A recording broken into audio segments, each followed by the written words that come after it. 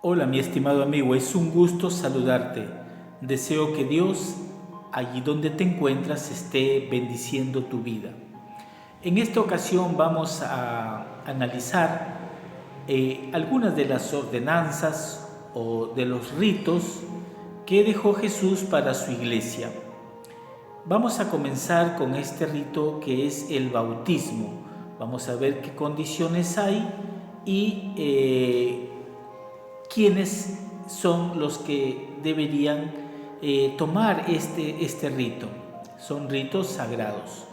Veamos lo que dice el libro de Mateo en el capítulo 28, el versículo 19 y 20. Dijo Jesús: Id pues e instruid a todas las naciones, bautizándolas en el nombre del Padre y del Hijo y del Espíritu Santo, ¿no? Entonces vemos aquí que esta ordenanza vino directamente de nuestro Señor y Salvador, ¿no? Vemos que primeramente para entrar al bautismo hay cierta condición. No puede ir alguien a bautizarse sin haber sido primero instruido. Estoy usando la versión Torres Amat para compartir esta enseñanza. Ir pues a instruir a toda la nación. Hay una instrucción primeramente, una enseñanza en la cual todos debemos ser discipulados, ser enseñados. Y luego de ser enseñados, entonces viene el bautismo en el nombre de la divinidad, el Padre, del Hijo y del Espíritu Santo.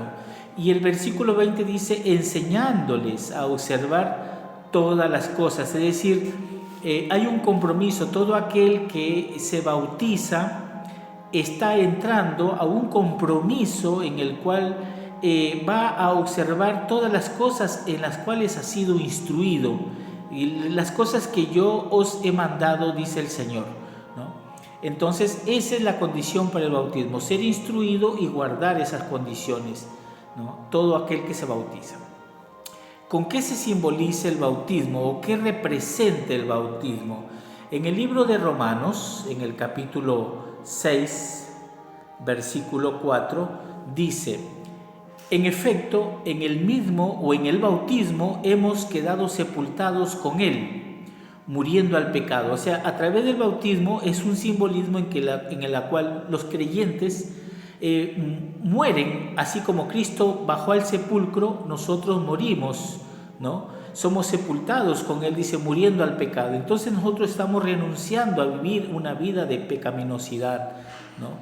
A fin de que, como Cristo resucitó, dice, de la muerte a vida, sabemos que Jesús resucitó al tercer día de haber muerto. Entonces, así como Cristo resucitó de la muerte a vida, para gloria del Padre, así también nosotros procedamos, dice, con nuevo tenor de vida, o sea, a una nueva vida. Entonces, eso simboliza el bautismo, morir al pecado, como Cristo murió, y en el acto de cuando uno se levanta del agua, ya que ya hemos visto que el bautismo no es por aspersión, o sea, no es echándole un poquito de agua sobre la frente o sobre la cabeza a un recién nacido, sino el bautismo había ciertas condiciones que eran la aceptación del Evangelio. Como hemos visto acá, tienes que ser instruido a aceptar y hacer un compromiso con el Señor. Entonces, cuando eres sepultado, es decir, eres sumergido en el agua y sale de ahí, estás en el simbolismo, estás bajando y resucitando como hizo Jesús en su muerte. Ese es el simbolismo. El otro rito, la otra ordenanza que dejó el Señor es la del lavamiento de los pies. En el libro de San Juan, en el capítulo 13, San Juan capítulo 13, el versículo 1 al 17, vemos ahí que Jesús le lava los pies a los discípulos en la víspera, estando en la víspera del día de la Pascua, ¿sí? Entonces Jesús en este día de la Pascua, Él le lava los pies a sus discípulos, ¿no? Dice que Él era una costumbre de la época que un criado o un sirviente viniera y lavara los pies a los convidados, a los invitados. Y ellos estaban allí en el día de la Pascua y cada uno se miraba al otro y ahí estaba la toalla, ahí estaba la palangana con el agua, pero ninguno quería humillarse. Entonces Jesús, conociendo que había esa contienda en el corazón de ellos, no querían humillarse, nadie quería ser menor que el otro, relata que tomó la toalla, tomó la palangana y empezó a lavarle los pies a los discípulos, ¿no? De tal manera también que Pedro, cuando llegó hacia él, Pedro le dice: Señor, ¿tú lavarme a mí los pies? Y le respondió Jesús: lo que yo hago tú no lo entiendes ahora, lo comprenderás o lo entenderás después, ¿no? Y Pedro le replica, Jesús le dice: jamás me vas a lavar a mí los pies. Y Jesús le dice: si yo no te lavare, entonces no tendrás parte conmigo. A lo que Pedro dice: entonces no solamente lávame los pies, sino aún también las manos, la cabeza, el cuerpo entero, ¿no? Entonces el rito del lavamiento de los pies era un rito que instituyó Jesús en ese momento, en el día de la Pascua, ¿no? En el día de la Pascua, todos estos ritos suceden allí en el día de la Pascua. Entonces, ahí en ese momento comenzó Jesús a lavarle los pies. ¿Y esto qué simbolismo tiene? ¿Qué hay de todo esto? En el libro de Lucas dice que había una virtud. Lucas capítulo 22, había una virtud en esto, ¿no? Lucas 22, los versículos 24 al 26 dice: se suscitó además entre los mismos, o sea, entre los discípulos, una lucha, una contienda de quién sería considerado el mayor. Y Jesús les dijo: los reyes de las naciones las tratan con imperio, y los que tienen autoridad sobre ellas son llamados bienhechores. Mas ustedes no habrán de hacer así. Antes, bien, el mayor de entre vosotros pórtese como el menor, y el que tiene la precedencia, o el que es más importante, entonces tiene que ser el sirviente de todos, ¿no? O sea que en este simbolismo había el acto de la humillación, el acto de no tratar de tener el primer lugar o la preeminencia, sino, como dice aquí, el que quiera ser el mayor tiene que ser como el menor, dice acá, es decir, como el criado, como el sirviente. Y Jesús dice que Él no vino para ser servido, sino Él vino para servir. Y lo dijo: ejemplo os he dado para que como yo he hecho, vosotros también hagáis. Entonces aquí tenemos otro rito, otra institución, otra ordenanza que dejó Jesús, que es el lavamiento de los pies. Esto se hace dentro de la iglesia, ¿no? La otra ordenanza es la Santa Cena. En el libro de Primera de Corintios, vamos a ver acá, Primera de Corintios, en el capítulo 11, el versículo 23, dice: porque yo aprendí, dice Pablo, del Señor lo que también os he enseñado. Y es que el Señor Jesús, la noche misma en que iba a ser traidoramente entregado, tomó el pan y, dando gracias, lo partió y lo dio a sus discípulos y dijo: tomad y comed, este es mi cuerpo que por vosotros será entregado, ¿no?, a la muerte. Haced esto en memoria mía. Y de la misma manera tomó, después de haber cenado, tomó el cáliz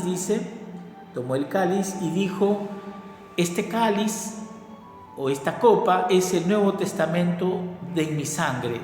Haced esto cuantas veces lo bebiereis en memoria mía. Entonces el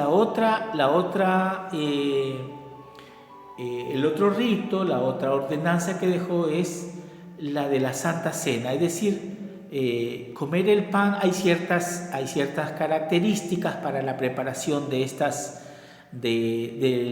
este pan y de este vino, ¿no? El vino Porque no es un vino embriagante, es el jugo puro de la uva, ¿no? Entonces, este es el otro rito que dejó Jesús, ¿no? En el libro de Mateo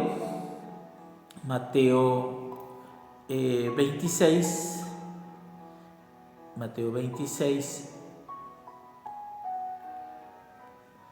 vemos acá que en el versículo 27 y 28 dice: tomando el cáliz dio gracias, lo bendijo y se lo dio diciendo: bebed todos de él, porque esta es mi sangre, que será el sello del Nuevo Testamento, la cual será derramada por muchos para remisión de los pecados. Entonces, el pan simboliza el cuerpo de Jesús, su carne. Jesús mismo dijo: yo soy el pan del cielo, o el pan de vida que he descendido del cielo, ¿no? Entonces, la Santa Cena no es otra cosa que reconocer que Jesús ha muerto, ha dado su cuerpo, ha dado su vida, ya que el vino simboliza su sangre, ¿sí? Esta es mi sangre, dice, que será el sello del Nuevo Testamento. Entonces, en estos ritos uno reconoce que Jesús ha dado su vida por cada uno de nosotros, por nosotros individualmente. ¿Existe alguna relación, por ejemplo, también entre la circuncisión y el bautismo? Nosotros sabemos que en el libro de Génesis, en el capítulo 17, el versículo 11, el Señor Dios Todopoderoso había dado una orden. Decía: circuncidaréis vuestra carne en señal de la alianza contraída entre mí y vosotros. Es decir, una señal de alianza en que Israel, el pueblo de Dios, lo reconocían a Dios como su Señor, y que Él se comprometía a cuidarlos y a protegerlos, a ser un Dios para ellos y un Padre para ellos. Era a través del rito de la circuncisión, donde ellos, todo varón debía ser circuncidado, ¿no? Al 9º día de nacimiento. Entonces, acá el Señor le dice que tenían que circuncidar, y que esta sería una alianza contraída entre Dios y ellos, o ellos y Dios. Ahora, esta alianza que contrajo Dios con su pueblo, ¿no?, tiene una contraparte en el Nuevo Testamento para el pueblo de Dios, ¿no? Vemos nosotros que dice en el libro de Colosenses, vamos a leer el libro de Colosenses en el capítulo 2, versículo 11 y 12, dice: en el cual fuisteis vosotros también circuncidados. Es decir, los creyentes, la iglesia en el nuevo pacto, la iglesia neotestamentaria, también tiene que ser circuncidada. Es decir, nosotros también tenemos que ser circuncidados. ¿De qué forma? ¿De qué manera? Bueno, dice aquí: con circuncisión ya no carnal, ¿no? O sea, ya no hay que cortar el prepucio de cada varón, una alianza, no. Dice: con circuncisión no carnal o hecha por mano, que cercena la carne del cuerpo, sino con la circuncisión de Cristo. ¿Cómo? Dice el versículo 12: siendo sepultados con Él por el bautismo, y con Él resucitados a la vida de la gracia por la fe que tenéis del poder de Dios que le resucitó de la muerte. Entonces aquí notamos que en el Nuevo Testamento la circuncisión también tiene su contraparte en el Nuevo Testamento a través del bautismo, ¿no? Entonces ahí estaríamos con el bautismo haciendo la alianza con el Señor de ser su pueblo, y que Él va a ser nuestro Dios y nuestro Padre protector. Ahora, ¿quiénes participan, o para quiénes es el rito de la circuncisión? ¿Quiénes participan de este rito de la Santa Cena? Bueno, en el libro de Éxodo, en el capítulo 12, el versículo 48, dice que si alguno de los extranjeros quisiere convertirse a vuestra religión y celebrar la Pascua del Señor, serán primeramente circuncidados todos los varones de su casa. Entonces, en el Nuevo Testamento, todo aquel que quiera recibir parte de la cena del Señor tiene que ser bautizado. En el Antiguo Testamento, para que alguien reciba la Pascua, tenía que también circuncidarse o formar parte del pueblo de Dios, formar esa alianza.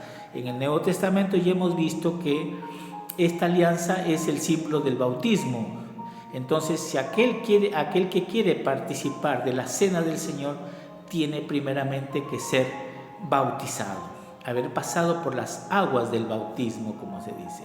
Bueno, mi querido amigo, espero que esto haya aclarado algunas de las dudas que tenemos y de las condiciones que Dios ha instituido para su pueblo, para su iglesia en esta época. Como siempre te habló tu amigo, el doctor Javier Barba. Vamos a hacer una oración. Amado Dios, te damos las gracias por esta ocasión que nos regalas de poder meditar acerca de estos ritos, de esta enseñanza y de conocer que, Señor, tú siempre haces una alianza con nosotros y quieres ser nuestro Dios, nuestro protector, nuestro Padre, y nosotros queremos formar parte de esa familia celestial, ser parte de tu pueblo. Bendice a cada uno de nuestros amigos, de nuestros oyentes, aquellos que están tomando decisiones de formar parte de tu pueblo. Todo esto te lo pedimos y agradecemos por Cristo nuestro Salvador. Amén. Entonces nos volveremos a encontrar en otra ocasión. Dios te bendiga.